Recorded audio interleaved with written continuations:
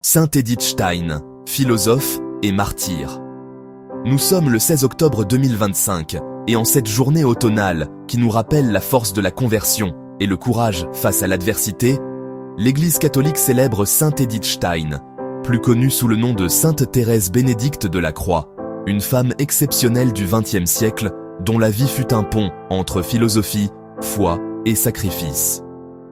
Née le 12 octobre 1891 à Breslau, en Silésie, aujourd'hui Wrocław, Pologne, dans une famille juive pratiquante et nombreuse, Edith grandit comme une enfant prodige, apprenant 7 langues et excellant en philosophie.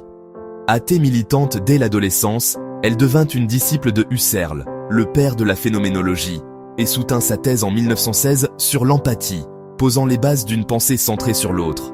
Brillante et indépendante, elle enseigna à Göttingen et Fribourg, mais la Grande Guerre et la montée de l'antisémitisme en Allemagne commencèrent à fissurer son athéisme.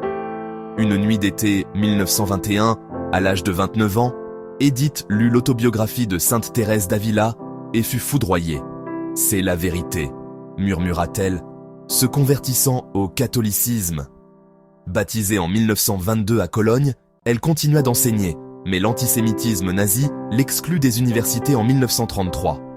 Elle entra alors chez les Carmélites à Cologne, prenant le nom de Thérèse Bénédicte de la Croix, et écrivit des œuvres profondes comme La science de la croix, une méditation sur la théologie de la souffrance. En 1938, fuyant les persécutions, elle s'installa au Carmel d'Escht, aux Pays-Bas, où elle approfondit sa réflexion sur la liberté et la grâce, influencée par Saint Jean de la Croix. Arrêtée par les nazis, le 2 août 1942 pour avoir dénoncé l'antisémitisme dans une lettre ouverte, Edith fut déportée à Auschwitz avec sa sœur Rosa, également carmélite. Elle y mourut dans les chambres à gaz le 9 août 1942, à 50 ans, un martyr de la foi et du peuple juif. Béatifiée en 1987 par Jean-Paul II à Cologne, canonisée en 1988 et déclarée copatronne de l'Europe, elle est un symbole de dialogue judéo-chrétien et de résistance intellectuelle. Sainte Edith Stein nous parle encore. Dans un monde de divisions idéologiques, elle incarne la conversion possible, l'intelligence au service de la foi et le sacrifice pour la vérité.